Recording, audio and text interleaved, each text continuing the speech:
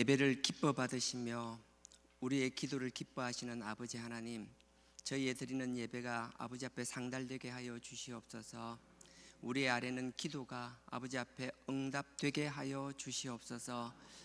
또 하루를 시작하게 하심을 감사합니다. 오늘은 주일입니다. 여러 가지들 준비한 것들이 있습니다. 아버지 앞에 귀하게 드려지는 예배들이 되게 하시고 그 준비한 손길들 축복하여 주시옵소서. 또 주일을 맞아 교회를 오는 분들 그 상황을 아버지께서 주관하여 주시사 아무 일 없이 기쁨으로 아버지의 예배에 참여하는 하루가 되게 하여 주시옵소서. 온전히 산제물로 드려지는 저희들 되게 하여 주시옵소서. 예수님의 이름으로 감사하며 기도드렸사옵나이다. 아멘. 찬송가 265장입니다. 찬송가 265장입니다.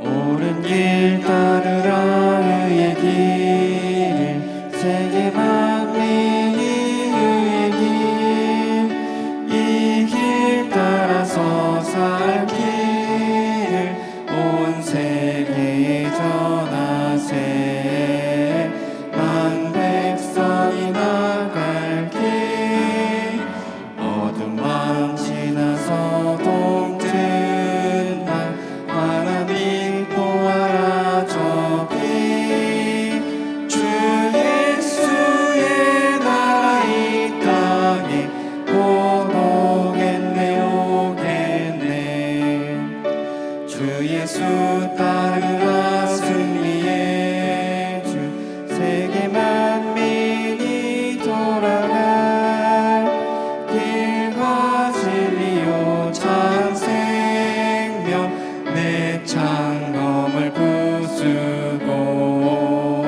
다 따르라 화평화 어두운 밤 지나서 동튼 날 환한 빛 보아라 저기 주 예수의 나라 이 땅에 곧 오겠네 오겠네 놀라운 이 소식 알리어 세계 만민을 구하려 내 주 예수를 보내신 참 사랑의 하나님 만 백성이 따를 길 어두운 밤 지나서 동튼 나 환한 빛 보아라 저기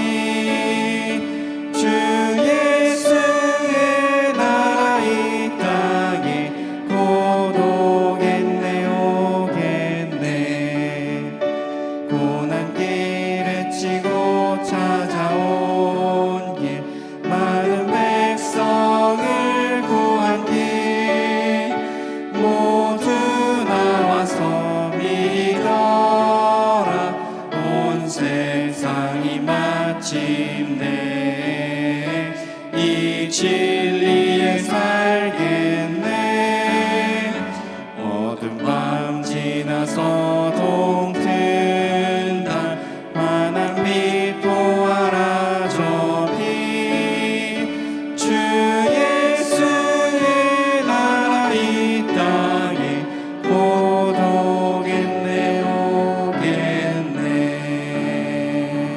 아멘. 오늘 말씀 마가복음입니다. 마가복음입니다. 신약 마가복음 10장 17절에서 22절까지입니다. 신약 71페이지입니다. 마가복음 10장 17절입니다. 마가복음 10장 17절. 다 같이 교독하도록 하겠습니다. 제가 먼저 읽겠습니다. 예수께서 길에 나가실새 한 사람이 달려와서 꿇어 앉아 묻자오되 선한 선생님이여 내가 무엇을 하여야 영생을 얻으리이까? 어찌하여 나를 선하다 일컫느냐.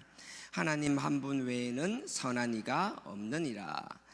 네가 계명을 안 하니 살인하지 말라, 간음하지 말라, 도적질하지 말라, 거짓 증거하지 말라, 속여 취하지 말라, 내 부모를 공경하라 하였느니라. 여짜오되 선생님이여, 이것은 내가 어려서부터 다 지키었나이다.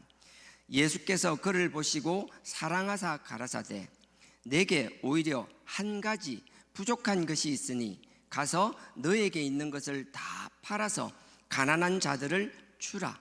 그리하면 하늘에서 보화가 너에게 있으리라. 그리고 와서 나를 쫓으라 하시니, 그 사람은 재물이 많은 고로 이 말씀을 인하여 슬픈 기색을 띠고 근심하며 가니라. 아멘. 본문이 굉장히 쉽고 많이 알려졌지만 설교하기가 참 부담스러운 본문이거든요.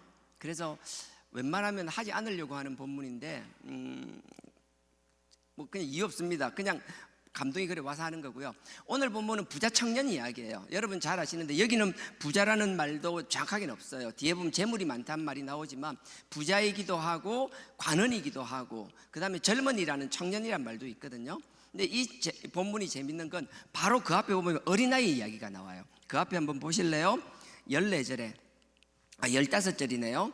내가 진실로 너희에게 이르노니 누구든지 하나님의 나라를 어린아이와 같이 받들지 않는 자는 결단코 들어가지 못하리라 하시고, 잘 아시는 내용이잖아요. 어린아이들을 부모님들이 자기 애를 데리고 예수님께 기도받기 위해서 데리고 나왔어요. 그러니까 제자들이 못 오게 말렸어요. 그 당시만 해도 애들은 어른들이 있는데 끼면 안 되었거든요. 그러니까 그냥 말리는 거예요. 못 오게 말렸었어요. 그러니까 예수님께서 뭐라고 하시는가 하면, 방해하지 마라, 막지 마라. 그런 어린아이와 같지 않으면 천국에 들어가지 못한다라고 말씀하시는데, 여러분 잘 아시겠지만 고아와 과부와 어린아이는 당시에는 사람 취급을 받지 못했었어요. 근데 이 어린아이를 예수님께서 비유로 말씀하시는 것은 어린아이와 과부와 고아 같은 경우에는 자기 스스로 뭔가 할 수 없는 사람들이거든요. 뭔가 남의 도움이 없이는 스스로 생존할 수 없는 사람들, 나약한 사람을 뜻이거든요. 이 말씀을 하시는 건 간단해요. 너네들이 하나님의 천국에 가는 것은 너네들이 잘나서 너네 힘으로 갈 수 있는 사람이 아무도 없다라는 이야기를 하시는 거예요. 네가 잘나서 하는 것이 아니라 어린아이와 같이 전적 무능한 상태, 누군가 돌봐주지 않으면 안 되는 상태, 그 상태를 네가 인정하고 그렇게 되어야만 천국에 갈 수 있다라는 것이고, 아버지의 나라를 가기 위해서는 네 힘으로 네 노력으로 가는 것이 아니라 오직 나를 통해서만 갈 수 있다라는 주님의 가르치심이거든요. 어린아이와 같은 이야기를 하자마자 정반대되는 사람이 나타나는 거예요. 그게 17절입니다. 예수께서 길에 나가실 때, 예수님께서 그 앞에 그 어린아이와 같은 일을 하시고 나서 이제 길을 떠나기 위해서 길로 나가셨어요. 그러니까 그 사람들이 많은 그 한길가에서 한 사람이 달려와, 이 한 사람이라고 했잖아요. 마태복음에 보면은 19장에 청년이라고 나와요. 한 청년이라고. 이 청년은 30대 이하를 청년이라 불렀거든요. 이 청년이라 나오는데 또 재밌는 건요, 누가복음 18장에 보면요, 관원이라고 나와요. 관원이라고 하면 뭐 사내들인 공회의 그런 관원이 아니고요, 그 지역마다 있는 관리자들이 있었어요. 그러면 결론적으로 얘기하면 이 한 사람이라고 얘기하는 사람은 젊었어요. 20대 청년이었어요. 근데 뒤에 보면 재물이 엄청 많았다 그랬어요. 정말 부자였어요. 거기다 능력도 뛰어나서 관원이었어요. 지도자였어요. 그렇게 세상적으로 보면 완전히 어린아이와 대비되는 사람이에요. 젊죠, 돈 많죠, 권력 있죠. 어린아이와 전혀 반대되는 이 한 청년이 그 사람들 많은 길거리에 뛰어나와서 하는 얘기가 그거예요. 17절 다시 읽겠습니다. 보십시오. 예수께서 길에 나가실 때 한 사람이 달려와서 꿇어 앉아서 묻다오대. 그냥 달려와서 예수님께 묻는 것도 아니고 그 앞에 탁 무릎을 꿇는 거예요. 꿇어 앉아서 묻자오되, 선한 선생님이여, 내가 무엇을 하여야 영생을 얻으리이까? 집안도 좋은 것 같아요. 그 당시에 부는 거의 내려오는 거니까요. 지금처럼 자영업을 해서 벌 수 있는 게 아니었잖아요. 그러니까 집안도 좋았을 것이고, 그 다음에 젊은 데다가 능력도 뛰어난 거고, 뭐 하나 나무랄 게 없는 거예요. 거기다가 바리새인 출신이었던 것 같아요. 율법도 잘 지켰어요. 근데 이 사람이 예수님 앞에서 탁 무릎을 꿇고 하는 게, 주님, 어떻게 해야 내가 영생을 얻겠습니까? 멋있지 않아요? 젊은 나이에 이 정도 되면은 밖으로 나가기가 쉬운데, 우리 교회만 해도 그렇잖아요. 고등학교 때까지 어쩔 수 없이 신앙생활 하다가 딱 20살 청년이 되고 대학생이 되고 나서 사회생활 시작하게 되면 언제 그랬냐는 듯이 밖으로 나가는 사람이 많잖아요. 주님 품 안에 있는 사람들도 언제 그랬냐는 듯이 바깥을 즐기기 쉽잖아요. 근데 이 청년은 완전히 달라요. 그 청년이 주님 앞에서 무릎을 꿇으면서 영생을 갈급하는 거예요. 내가 어떻게 해야 천국에 갈 수 있겠습니까? 근데 이 사람이 정말 잘 살았다고 생각하는 게, 예수님께서는 영생에 대해서 이 사건은요, 곧 이어서 보면 어떤 일이 있는가 하면 곧 예루살렘 성에 예수님 입성하세요. 예수님 3년 반 사역의 거의 막바지점이었어요. 근데 예수님은 그 전에 많은 사역을 하시면서 특히 요한복음에 그런 게 많이 나와 있는데, 요한복음 3장 16절에 보면은요, 그 니고데모와 대화하시는 걸 알잖아요. 하나님이 세상을 이처럼 사랑하사 독생자를 주셨으니 누구든지 이를 믿으면 멸망하지 않고 영생을 얻는다라고 말씀하시잖아요. 그게 니고데모와 얘기하는 거거든요. 그 사내들인 공회원이 된 니고데모, 그 바리새인과 이야기를 할 때 믿으면 영생을 얻는다라고 말씀하셨어요. 근데 나를 믿으면, 예수를 믿으면 영생을 얻는다라는 게 별것 아닌 것 같아요. 우리에겐 별것 아닌 것 같지만 그 당시에서 말도 안 되는 일이었어요. 그것도 니고데모와 같은 사람에게, 그 힘있고 권위 있는 사람에게 얘기한다라는 건 그 당시 바리새인들이나 그 관원들이나 사내들인 공회원들에게는 그 얘기가 삽시간에 퍼졌을 거라고요. 근데 재밌는 건요, 그것뿐만 아닙니다. 요한복음 5장에 보면 24절에요, 예수님께서 38년 된 병자를 베데스다에서 고치시잖아요. 고치시고 나서 유대인 관원들이 와서 계속 시비를 거는 거예요. 24절쯤에 이야기합니다. 24절쯤에 예수님께서 그 유대인들에게 말씀하시기를 뭐라고 하는가 하면, 너희가 내 말을 들으면 영생을 얻을 것이라고 이야기하는 거예요.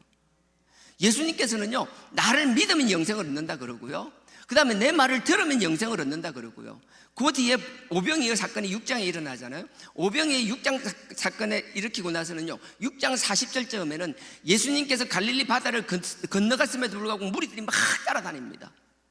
그 무리들이 막 따라다닐 때 그 무리에게 생명의 떡에 대해서 말씀하시는 거예요. 그러면서 예수님께서 그 따라다니는 무리들에게 뭐라고 말씀하시는가 하면, 하나님의 뜻은 너네들이 나를 믿어서 영생을 얻는 것이 하나님의 뜻이라고 말씀하셨어요. 이 청년은 와서 예수님에게 무릎 꿇고 하는 얘기가 뭔가 하면, 내가 어떻게 해야 영생을 얻겠습니까? 이 말을 모르는 것 같지가 않아요. 이미 예수님께서는 그 공생의 사역 시작 때부터 나를 믿어야 영생을 얻는다, 내 말을 들어야 영생을 얻는다, 그리고 나서 나를 믿어야 영생을 얻는 것이 하나님의 뜻이라고 끊임없이 이야기를 하셨어요. 심지어 니고데모와 얘기할 때는 요한복음 3장에 보십시오. 니고데모가 예수님에게 밤중에 찾아오잖아요. 한밤중에 찾아와서 예수님에게 하시는 말씀이 뭔가 하면, 도저히 당신은 하늘에서 온 사람이 아니면 이렇게 할 수가 없다. 당신이 하는 일은 하나님이 당신과 지금 함께 있기 때문에 일어날 수 있는 일이지, 당신이 행하는 이 일은 도저히 인간이 할 수 있는 게 아니다라고 이야기해요. 그때 예수님께서 니고데모에게 뭐라고 얘기하는가 하면은, 그 니고데모에게 뭐라고 하시는가 하면, 네가 나를 믿는 것이 문제가 아니라 네가 온전히 그렇게 함으로 해서 네가 천국을 볼 수 있다라고 말씀하시거든요. 천국을 볼 수 있다는 게 영생을 얻는다라는 말씀이세요. 예수님께서는 분명히 말씀하시는 거예요. 네가 나를 보지 않고서는, 네가 거듭나지 않고서는 천국을 볼 수 없다, 영생을 가질 수가 없다라고 말씀하세요. 이 청년도 분명히 그 사실을 알았던 것 같아요. 그 사실을 알기 때문에 그 하나님의 영생을 얻기 위하여 그 예수님을 믿었기 때문에 지금 쫓아온 거 아니에요? 그 예수를 믿고 그 예수님의 말씀을, 음성을 들어야만 영생을 얻는다는 걸 알기 때문에 예수님 앞에 찾아와서 이렇게 무릎을 꿇는 것이라고요. 우리도 이렇게 청년처럼 모든 걸 가졌으면서 신앙생활을 정말 열심히 하는 사람들이 분명히 있을 거예요.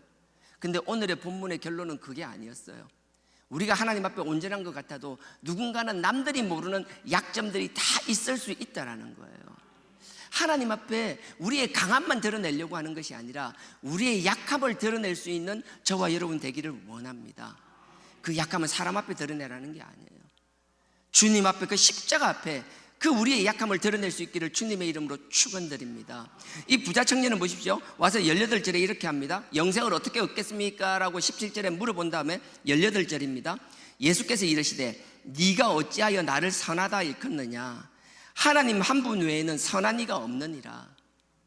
마태복음에서 뭐라고 했는가 하면, 선한 일을 하실 수 있는 분은 하나님밖에 없다라는 거예요. 영생을 얻게 하는 것은 네가 지금 나를 보지만 결국 나를 보는 건 나로 끝나는 것이 아니라 내 뒤에 있는 하나님을 인정해야만 된다는 거거든요. 그래서 예수님께서 요한복음 끊임없이 말씀하시는 게 뭔가 하면 나를 믿고 나를 보내신 자를 믿어야만 영생을 얻는다라고 이야기하는 거예요. 예수님은 끊임없이 하시는 얘기가 나와 하나님은 하나라고 말씀하시는 거예요. 하나님과 예수님을 결코 나눌 수가 없어요. 만약에 그걸 나누면 삼위일체 자체가 깨어지는 거라고요. 하여튼 오늘은 그 이야기 하려고 하는 건 아니고 18절에요. 예수께서 이르시되 네가 어찌하여 나를 선하다 일컫느냐 하나님 한 분 외에는 선한 이가 없느니라. 이렇게 이야기하니까 19절에요. 네가 계명을 안 하니 살인하지 말라, 간음하지 말라, 도적질하지 말라, 거짓 증거하지 말라, 속여 취하지 말라, 네 부모를 공경하라 하였느니라. 그러니까 이 청년이 말하기를 20절에요. 선생님이여 이것은 내가 어려서부터 다 지키었나이다. 율법을 너무나 잘 지켰다라는 거예요. 세상 사람 보기뿐만 아니라 하나님 보시기에도 신앙생활을 너무 잘했다라는 거예요. 예수님께서는 그걸 아세요. 심지어 마태복음에는요 그냥 10계명 중에서요 10계명이 신의 안부 살간도 거탐이라 그러잖아요. 신의 안부 나 외에 다른 신을 두지 마라, 그 다음에 우상을 만들지 마라, 내 이름을 망령되이 일컫지 마라, 안식일을 철저히 지켜라, 부모를 공경하라, 그 다음에 살인하지 마라, 간음하지 말라, 살간어 도적질하지 말라, 거짓 증거하지 말라, 남의 것을 탐하지 말라. 이 10가지가 있는데요 하나님과의 관계 4가지를 빼고 나서 나머지 6가지를 다 이야기하는 거예요. 다 지켰다라고 해요. 근데 여러분 나중에 시간 나면 마태복음 한번 보십시오. 마태복음에서 뭐라고 나오는가 하면 똑같은 병행 구절이 있는데요 거기는 10계명을 이야기하면서 마지막에 레위기 19장 18절을 인용하면서 내 이웃을 네 몸과 같이 사랑하라는 말씀이 그대로 들어있는 거예요. 내 이웃을 네 몸과 같이 사랑하라는 뜻은 무슨 말인가 하면 그냥 사랑합니다 사랑합니다 말로만 아니라 그들의 어려움을 채워주라는 말씀이거든요. 이 청년은 자기가 돈이 많았는데 그걸 자기를 위해서만 쓰는 것이 아니라 주변에 어려운 사람을 돌볼 줄 아는 사람이었더라고요. 그러니까 이 청년도 내가 그렇게 해왔다라고 이야기하는 거예요. 근데 보십시오, 예수님께서는 그게 만족하지 않으셨어요. 21절에 이렇게 말씀하십니다. 어려서부터 이렇게 다 해왔다라는 그 청년에게 뭐라고 얘기하는가 하면 예수께서 그를 보시고 사랑하사 가라사대. 주님께서요 이렇게 극단적으로 요구하는 것 같죠? 우리가 도저히 받아들일 수 없는 것을 순종을 요구하는 것 같죠? 예수님께서 우리를 미워해서 천만에요. 도저히 받아들일 수 없고 도저히 수용할 수 없을 것 같은 걸, 정말 무거운 짐 같은 걸 나에게 씌워줄 때는 하나님이 나를 정말 사랑해서 그렇다는 사실을 알기를 주님의 이름으로 축원드립니다. 그래서 여기 명확하게 말씀하죠. 21절에 예수께서 그를 보시고 사랑하사 가라사대. 그냥 이야기하는 게 사랑해서 한다라는 거예요. 사랑하사 가라사대 내게 오히려 한 가지 부족한 것이 있으니 너 지금까지 그렇게 살아온 거 너무 잘했다라는 거예요. 칭찬받아 마땅하다라는 거예요. 근데 한 가지가 부족하다라는 거예요. 한 가지가 부족한 것이 있으니 가서 너의 있는 것을 다 팔아서 가난한 자들에게 주라. 그리하면 하늘에서 보화가 내게 있으리라. 그리고 와서 나를 쫓으라. 부족한 거 한 가지가 있다라는데요 이 부족한 거 한 가지가 우리에겐 청천벽력 같은 소리잖아요. 누가 여기서 자유로울 수 있어요? 여러분들 같으면 그럴 수 있어요. 저 그렇게 못해요. 다 파는 거 못해요. 하나님이 왜 못할 걸 뻔히 알면서 뒤에 보면은 부자가 낙타가 바늘기에 들어가는 것처럼 어렵고 불가능하다라고 이야기하잖아요.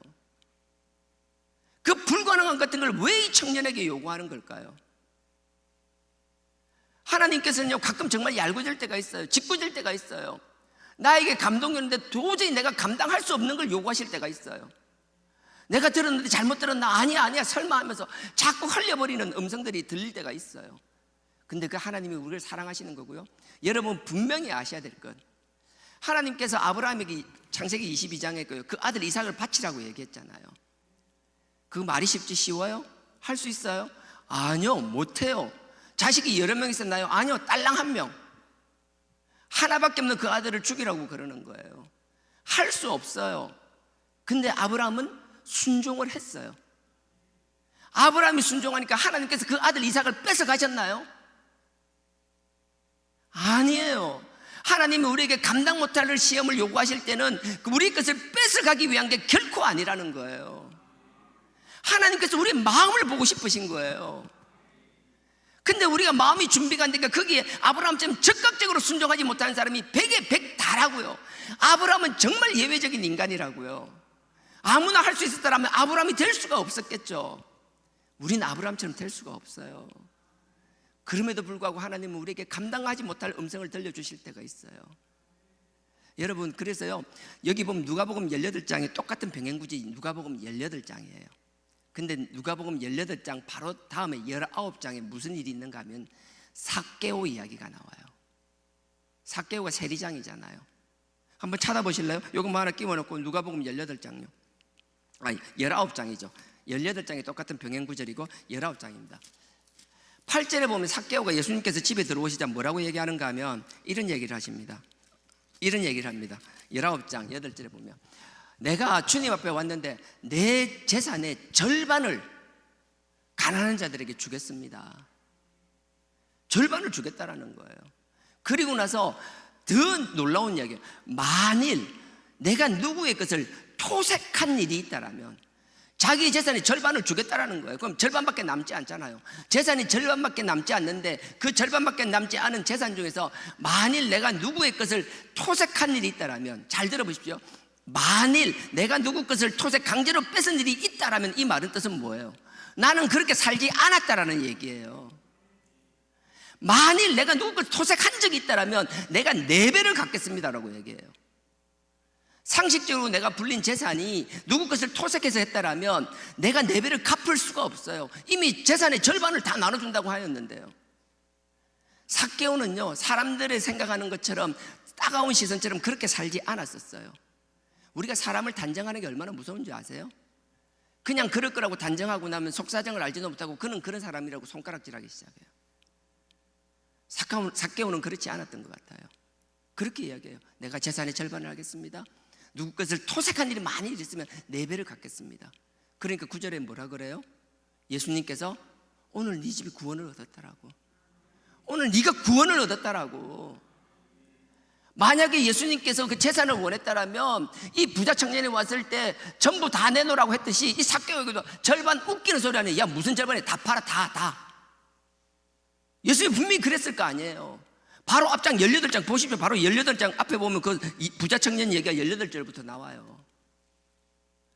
부자 청년의 그 재산을 원했다라면 시편 50편에 보면요 이렇게 나와요. 여러분 잘 아시겠죠? 10절로부터 보면 삼라만상 모든 것이 내 것이라고 이야기해요. 하나님은 돈이 없어서 우리 돈에 관심 가지는 거 아니에요.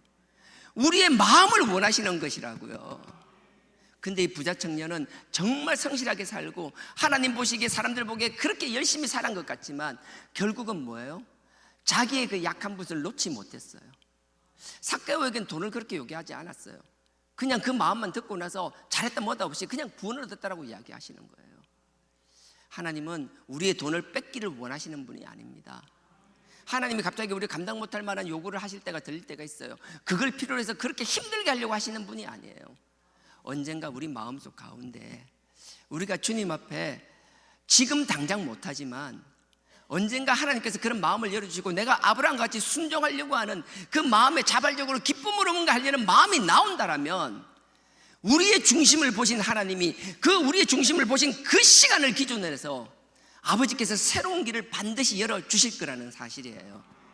그러니 지금 당장의 그 무거운 그 감당할 수 없을 것 같은 하나님의 짓눌리는 것 같은 그 어려운 요구에 우리가 주저앉아서는 안 된다라는 거예요. 그것 때문에 낙심하거나 실족해서는 결코 안 된다라는 거예요.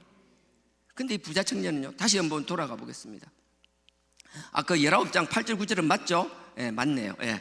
자, 마가복음 10장 22절입니다. 21절에 보면 21절 후반절에 이렇게 있습니다. 그리하면 하늘에서 보아가 네가 네 모든 재산을 다 팔아서 가난한 자들에게 주면 하늘에서 보아가 너희에게 있으리라. 근데 이게 안 들려요, 이게요. 예. 있으리라. 그리고 와서 나를 쫓아라 하시니. 그 다음 보십시오. 이제 22절입니다. 그 사람은 그 청년이요 부자요 관원이었던 그 사람은 재물이 많은 고로 이 말씀을 인하여 슬픈 기색을 띠고 근심하여 가니라. 제가 오늘 하고 싶은 얘기는 이거예요. 하나님이 우리에게 감당 못할 요구를 한다 할지라도, 지금 내가 그걸 받아들일 자격도 안 되고 그것 때문에 내가 시험에 들 상황이 될지라도, 잠깐 차라리 내가 그것 때문에 실족하고 시험이 될지라도 결코 하나님의 품에서 벗어나지 말기를 주님의 이름으로 축원드립니다. 끝까지 버티십시오. 내가 그게 순종할 마음이 안 되고 자격이 안 되잖아요. 내가 그릇이 안 되잖아요. 그러니 스스로 실족하고 시험 들어서 떠나지 마시고, 그럼에도 불구하고 끝까지 버텨서 앉아 계십시오. 하나님께서 때가 되면 우리의 마음을 바꿔주시든지 상황을 바꿔주시든지, 하나님은 우리를 죽이려고 하시는 분이 아니라 우리를 더 잘되게 하시기를 원하시는 분이기 때문에, 우리의 마음이 돌아서는 순간 아버지께서 아브라함에게 새로운 길을 열어주셨던 것처럼 아버지께서 우리에게 돌파구를 스스로 만들어 주시리라고 확신합니다. 그래서 끝까지 버티고 살아남는 자. 이 청년은 잘못한 게 하나도 없어요. 100에 99는 너무 잘했어요. 단 하나, 버티지 못하고 떠나버린 것. 결국은 여기서 떠나버리고 더 이상 나타나지 않아요. 반면에 요한복음 3장의 니고데모를 보십시오. 니고데모는 3장 시작하자마자 그러잖아요. 도저히 하나님이 당신이 함께 하시지 않으면, 당신이 하늘로부터 온 사람이 아니라면 이런 일을 할 수가 없다. 하나님이 당신과 함께 하니 당신이 이런 능력이 나타나고, 분명히 당신은 하나님께로부터 보낸 사람, 아니 하늘에서 온 사람, 하나님의 메시아라고 고백하는 거예요. 그때 예수님께서는 동문서답 하듯이, 선문답 하듯이 네가 거듭나야 된다라고 말씀하시는 거예요. 네가 거듭나야 된다. 물과 성령으로 거듭나야 된다.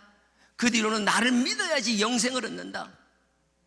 도저히 니고데모는 알아들을 수 없는 이야기만 했어요. 끝까지 니고데모는 예수님이 무슨 소리 하는지 알아듣지 못했어요. 내가 다시 뱃속에 들어가 다시 태어나야 됩니까? 무슨 말도 안 되는 답답한 소리만 했어요. 그럼에도 불구하고 니고데모는 떠나지 않았어요. 우리 상황을 이해하지 못하고 받아들일 수 없는 상황이라도 우리가 이 자리에서 실족하고 떠나버리면 더 이상 답이 없다라는 거예요. 나는 여러분들이 사람들의 손가락질을 무서워하지 않았으면 좋겠어요. 우리의 속사정 모르는 사람들은 자기 기준에서 자기 생각으로 그 몇 가지 아는 거 가지고 그냥 판단하고 정죄하고, 하지 말아야 될 죄를 입으로 얼마나 많이 짓는지 몰라요. 입으로 안 져도 마음으로 얼마나 죄를 짓고 있는지 몰라요. 함부로 재단하고 함부로 판단하고 자기가 심판자의 자리에 올라가고, 그런 일들이 비일비재해요. 니고데모도 3장으로만 보면 주님께서 그렇게 친히 말씀하셨는데, 영생의 진리에 대해서 말씀하셨는데 그 알아듣지 못하는 그 미련한 니고데모. 하지만 니고데모는요, 떠나지 않았어요. 자기의 판단을 바로 하는 것이 아니라 뒤에 7장에 보십시오. 예수님께서 막 그 하실 때 산헤드린 공회에서 예수님을 편을 들어주는 거예요. 우리가 언제부터 확인도 안 해보고 사람을 그렇게 판단했느냐, 이건 잘못된 것이라고 7장에서 그렇게 합니다.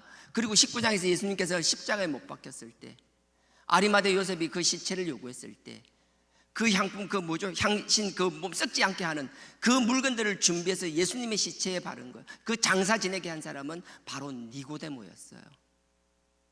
나는 우리가 이 젊은 관원과 같이 그 문제에 실족하고 떠나버리는 어리석은 자가 아니라 끝까지 버티는 자가 되기를 원합니다. 완전히 떠나는 것이 아니라 이 자리에 있을 자격이 없고 이 자리에 있을 자신이 없다라면 이 언저리 어딘가에 있을지라도 결코 이 끈을 놓지 않는 저와 여러분 되기를 원합니다. 버팁시다. 버티십시오. 버티고 끝까지 살아남으십시오. 과거에 잘했다, 뛰어났다, 명문가 집안이다, 돈이 많다, 젊다, 관원이다, 힘이 있다, 하나님 앞에 십계명을 다 지켰다, 십계명뿐만 아니라 주위 사람들을 그 사랑으로 넉넉히 돌보았다. 그것이 중요한 것이 아니라 끝까지 버티며 아버지 품 안에서 살아남는 자, 그래서 결국은 아버지의 뜻대로 살아가는 자, 저와 여러분들은 그런 자가 되기를 주님의 이름으로 축원드립니다. 버팁시다. 살아남읍시다. 오늘 하루도, 이번 한 주도, 올 한 해도, 아니 우리 남겨진 영원한 삶을 그렇게 끝까지 버티며 아버지의 영광의 도구가 되는 저와 여러분 되길 주님의 이름으로 축원드립니다. 아멘. 이 시간 다 같이 기도드리겠습니다. 아버지 하나님, 우리가 우리의 삶에 남들이 보기에 잘한다라는 그 스스로의 자만에, 스스로의 교만에 빠지는 어리석은 자가 되지 않게 하여 주시옵소서. 우리가 부족하지만, 아버지의 뜻에, 아버지의 음성에 순종하기가 부족하지만, 그럼에도 불구하고 이 자리를 떠나는 것이 아니라 끝까지 버텨서 아버지께서 새로운 길을 열어주시고 돌파구를 열어주실 때까지 끝까지 기다려 그 일을 해내는 저희들 되게 하여 주시옵소서. 아버지께서 우리를 빼앗기 원하는 것이 아니라 우리의 마음을 사기 위함이라 하셨사오니, 아버지 하나님께 우리의 마음을 온전히 드릴 수 있는 삶 살게 하여 달라라고, 그리고 우리 약한 것들 아버지께서 응답하여 달라라고, 우리의 자녀들 축복하여 주시고, 아버지 이 몸된 교회에 아버지의 능력이 넘치게 하시고, 아버지의 사랑이 흘러 넘치는 주의 영광스러운 성전이 되게 하여 달라라고, 이 시간 다 같이 주여 삼창하고 기도하시고 각자 주기도문으로 마치시겠습니다.